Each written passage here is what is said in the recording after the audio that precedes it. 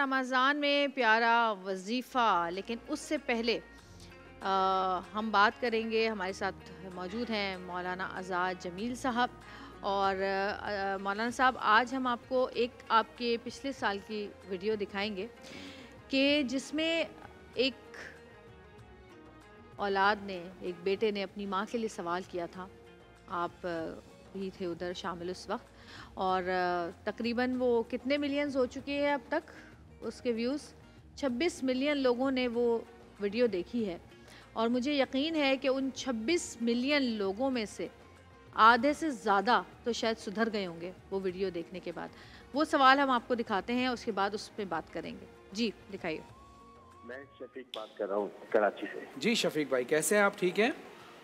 جی میں مولانا صاحب سے بات کر سکتا ہوں؟ جی ضرور بات کیجیے. جی مولانا صاحب، ایک عجیب سی میری طبیعت ہو گئی ہے، بہت بے چینی سی ہے، میری سمجھ میں نہیں آ رہا میں آپ کو بتاؤں کہ مسئلہ کیا ہے. ہیلو جی آپ بتائیں گے بھائی، تو انشاءاللہ مولانا صاحب کو وظیفہ بتا. میں آپ کو اصل میں میری جو بیوی ہے، میری بیوی اور ماں کی آپس میں لڑائی رہتی تھی ہمیشہ. تو میں نے اس کے کہنے پہ نا اپنی ماں کو اولڈ ہاؤس بھیج دیا. اب میں چاہتا ہوں کہ میں اس سے معافی مانگوں، لیکن اس طرح ہو نہیں رہا. آپ نے اپنی والدہ کو اولڈ ہوم بھیج دیا ہے؟ تو میں اس سے معافی مانگوں لیکن اب ہو نہیں رہا. مطلب وہ والدہ معافی نہیں دے رہی یا کیا؟ والدہ مر گئی ہے میری. اللہ انا للہ و انا الیہ راجعون. میرے بھائی میرا بس نہیں چلتا، میں اپنے آپ کو جی چاہتا، میں اپنے آپ کو نوچ لوں اپنے ناخنوں سے. میری سمجھ میں نہیں آ رہا، نہ مجھے نیند آ رہی ہے، نہ مجھے کچھ ہو رہا ہے، مجھے سب پہ غصہ آ رہا ہے. یہ اتنا اچانک ہے، مجھے سمجھ میں نہیں آ رہا میں کروں کیا. میں ماں سے معافی مانگوں، میں کس سے معافی مانگوں، میں کیسے معافی مانگوں. میں اپنی بیوی سے بات نہیں کرتا. اللہ اکبر، کیسا پچھتاوا ہے یہ، کیسی تکلیف ہے یہ، کیسا دکھ ہے یہ کہ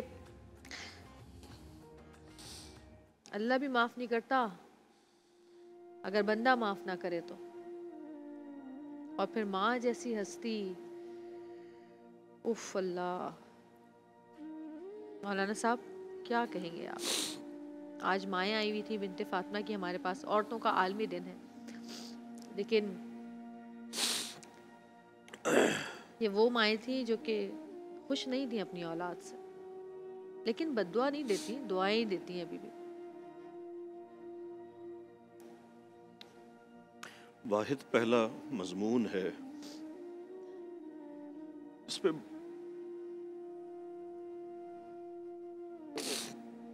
جس پہ بولتے ہوئے سارے بند ٹوٹ جاتے. کوئی ایک دن ماں کی جگہ رہ لو، کوئی ایک دن ماں کا درد محسوس کر لو. ایک ماں 10 بچے پالتی ہے، ایک ماں 10 بچے، لیکن 10 بچے ایک ماں نہیں پالتے. آپس میں کہہ رہے ہوتے ہیں، آپس میں کہتے 2 مہینے امی آپ کے پاس رہے گی، 2 مہینے اس بھائی کے پاس رہے گی، 2 مہینے چھوٹے بھائی کے پاس رہے گی. وہ فٹ بال بن گئی، کوئی اس کی طرف پھینکتا ہے، کوئی اس کی طرف پھینکتا ہے.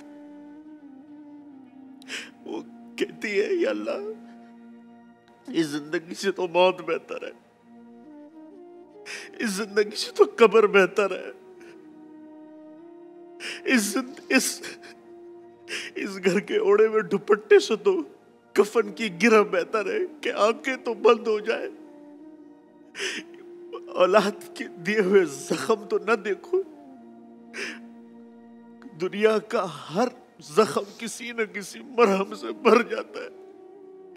ماؤں کو لگے زخم نہیں بھرا کرتے، ماؤں کو لگے خنجر نہیں بھرا کرتے. ماؤں کے ساتھ جو سلوک ہم نے کیا اور آج گھر گھر میں ماؤں کے ساتھ جو سلوک ہو رہا ہے میں آپ کو بتا نہیں سکتا. کون ظالم، وہ کوئی شداد ہوگا، وہ کوئی فرعون ہوگا، اور کون سا ابو جہل ہوگا جو اپنی ماں کو اٹھا کے اولڈ ہوم چلا جائے گا، اپنی ماں کو اولڈ ہوم لے کے چھوڑ دے گا. کس لیے؟ صرف اس لیے کہ ماں اب بوڑھی ہو چکی ہے. اب ماں کے لیے زندگی نہیں، ماں کے لیے موت مانگی جا رہی ہے. شرم آئے اس اولاد کو جو والدہ کی وفات یا والدہ کی جدائی پہ خوش ہوتا ہے.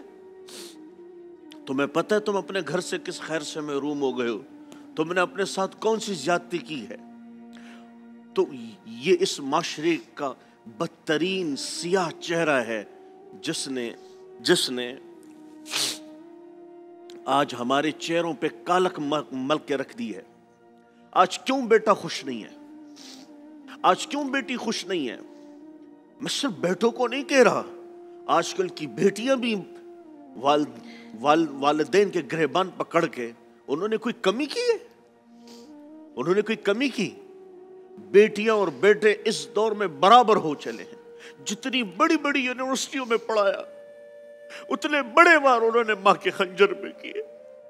اس سے تو وہ جھوپڑیاں بہتر تھی جہاں کمکمے نہیں ہوتے تھے، چراغ نہیں جلتے تھے، ماں بیٹھی ہوتی تھی اور وہاں سارا آنگن روشن ہوتا تھا. سہل میں ماں بیٹھی ہوتی تھی، سارا گھر روشن ہوتا تھا. گھر میں داخل ہونے کے بعد ایک نور سا منظر ہوتا تھا. بڑے بڑے گھروں کی خواہش نہیں ہوتے تھے، بڑی بڑی گاڑیوں کی خواہش نہیں ہوتی تھی، بس صرف ایک ماں ہوتی تھی. صرف ایک ماں ہوتی تھی، ساری خوشیاں وہی مل جایا کرتی تھی، ساری غموں کا مداوا وہی ہو جایا کرتا تھا، ساری تکلیفیں وہیں جا کے ختم ہو جاتی تھی. صرف ایک ماں کو بتانے کی دیر تھی. آج وہ ماں در بدر ہو گئی.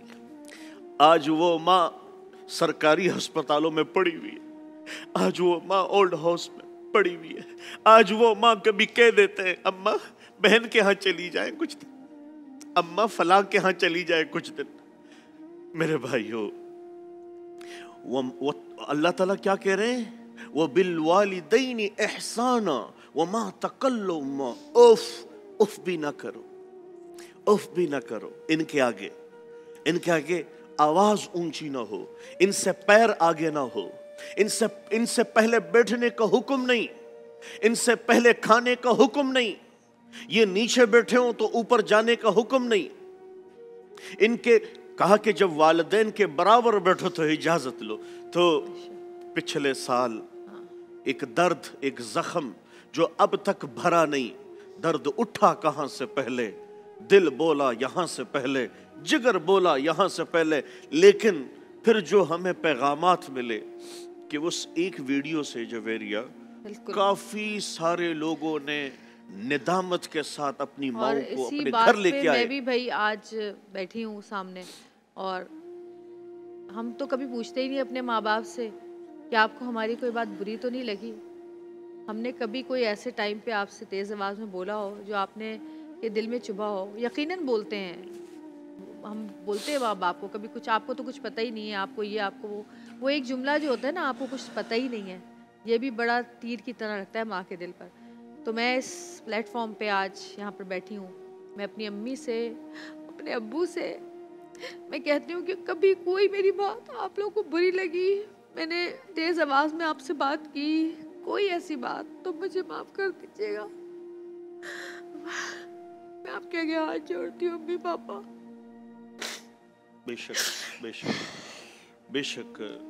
کالر ہمارے ساتھ ذرا پلیز کال لے لیں. جی کالر اگر کوئی ہے تو جو سوال آپ کا ہو.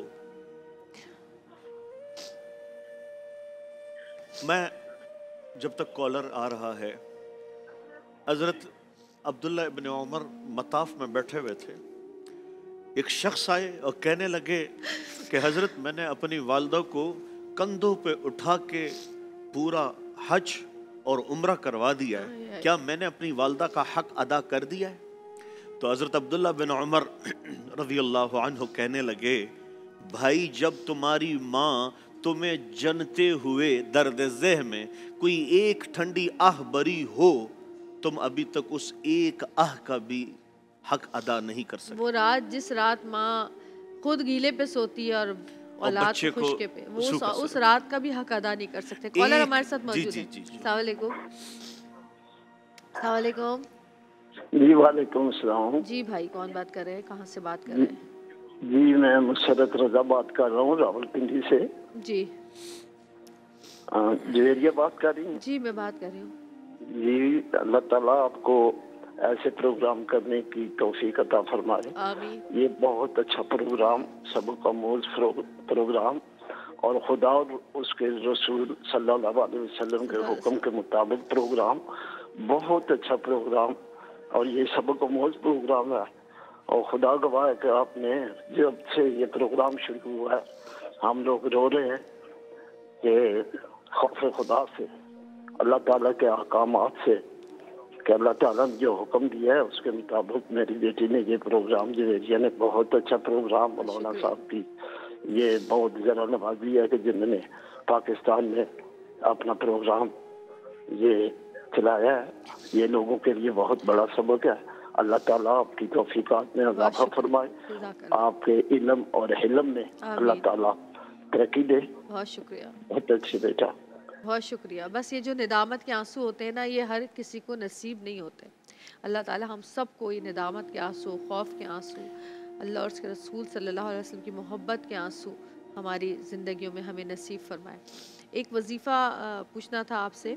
کسی نے مجھ سے ایک وظیفہ پوچھا جو مجھے آتے ہیں میسیجز میں لکھ لیتی ہوں. وہ پوچھتے ہیں کہ استخارہ کرنے کا طریقہ یا وظیفہ بتا دیں آسان جو ہو، کیونکہ استخارے کی دعا تھوڑی اتنی لمبی بھی نہیں ہے لیکن ہے. تو کوئی ایسا وظیفہ بتائیں کہ استخارہ کر سکے کسی کام کے لیے یا کسی بھی چیز کے لیے. جویریہ یہ ماحول چونکہ ایسا بنا، میں وظیفے پہ آنے سے چند 10 سیکنڈ کے اندر ایک بات کہنا چاہتا ہوں. حضرت جبریل امین آپ کی خدمت میں حاضر ہوئے، عرض کی یا رسول اللہ ہم آپ کے امت کے لوگوں کے عمل لکھتے ہیں، آنسو نہیں لکھتے. تو آپ صلی اللہ علیہ وسلم نے فرمایا کہ آنسو تو زیادہ قیمت والے ہوتے ہیں. کہ وہ اس لیے نہیں لکھتے کہ جب ندامت، شرمندگی اور افسردگی کا ایک آنسو جب آنکھ میں مچھل جاتا ہے وہ جہنم کے آگ کے سمندروں کو بجھا دیتا ہے. ہم اس کی طاقت لکھ نہیں سکتے، اس کی طاقت وہ لکھتا ہے. تو یقیناً ہو سکتا ہے اللہ تعالیٰ یہ ہمارے پاس چند آنسو ہی ہیں ندامت کے، اس سے بڑا کوئی خزانہ نہیں ہے. رہی بات استخارے کی، تو استخارہ استخیر سے ہے خیر طلب کرنا. صحیح. آپ اپنے زندگی کے معاملات میں اللہ کو ساتھ لیتے ہیں، اللہ سے مشورہ کرتے ہیں، اور اس کے لیے آپ ابتدا خیر سے کرتے ہیں. اس کو استخارہ کہتے ہیں، خیر طلب کرنا. تو ایک آسان سا وظیفہ ہے.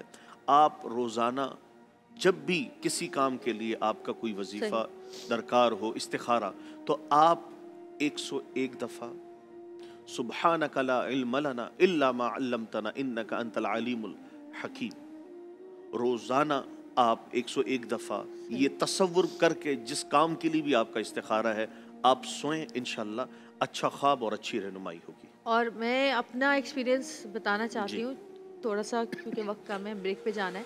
کہ زندگی میں 2 بار بہت زیادہ میرے ساتھ ایسا ہوا کہ مجھے کچھ سمجھ نہیں آ رہا تھا، تو میں نے استخارہ کیا. اور استخارہ میں اگر آپ کو خواب میں نہ بھی آئے یا کوئی بھی چیز ایسی نہ بھی پتہ چلے نا، تو استخارہ کرنے کا فائدہ یہ ہوتا ہے کہ اللہ تعالیٰ آپ کا دل اس طرف کو راغب کر دیتا ہے اور اس کام کے لیے جو آپ کے لیے بہتر ہے آپ کی راہیں کھول دیتا ہے. تو کبھی بھی یہ سوچ کے استخارہ مت کیجیے گا کہ ہمیں خواب میں کچھ آیا نہیں، کیونکہ وہ اللہ تعالیٰ آپ کی زندگی میں وہ آسانیاں پیدا کر دیتا ہے جو کہ آپ کے لیے بہتر ہوتی ہے جو راہ. تو یہ ضرور کریں. چھوٹی سی بریک پہ جائیں گے، بریک سے واپس آئیں گے. دیکھتے رہیے گا پیارا رمضان.